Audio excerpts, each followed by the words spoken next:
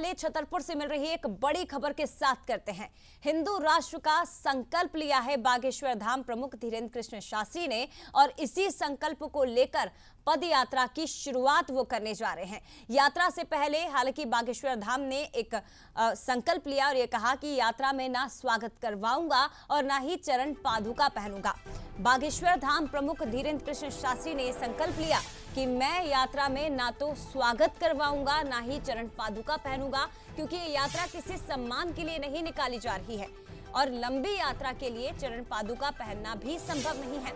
लेकिन इसके साथ ही उन्होंने दोहराया है कि ईश्वर से कामना है जल्द ही हिंदू राष्ट्र बने, क्योंकि बड़े उद्देश्यों के लिए त्याग करना पड़ता है और त्याग से ही ईश्वर सुनता है।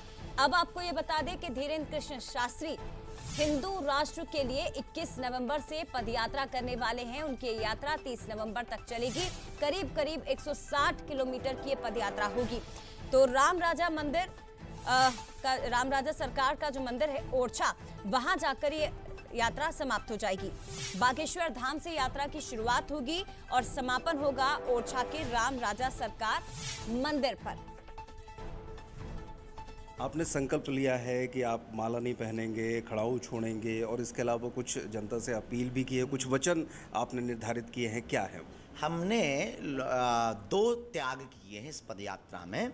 पहला त्याग तो हमने माला ना पहनने का। उसके पीछे कारण ये कि हम स्वागत लेने नहीं जा रहे हैं, शोभा यात्रा नहीं बनाना है। हम पदयात्रा हिंदुओं को जगाने और एक क्रांति खड़ी विचारों की खड़ी करने जा रहे हैं। तो अब स्वागत का कोई मतलब ही नहीं होता है। और दूसरी बात, आर्थिक अपव्यय भी होगा, धन का अपव्यय भी उससे होता है। इसलिए हम हिंदुओं पर बोझ भी नहीं बनना चाहते हैं, हम उनके ऊपर आर्थिक बोझ भी नहीं डालना चाहते। उसके बदले में वो भंडारा करवा दें, उसके बदले में और कोई सेवा कर देवें।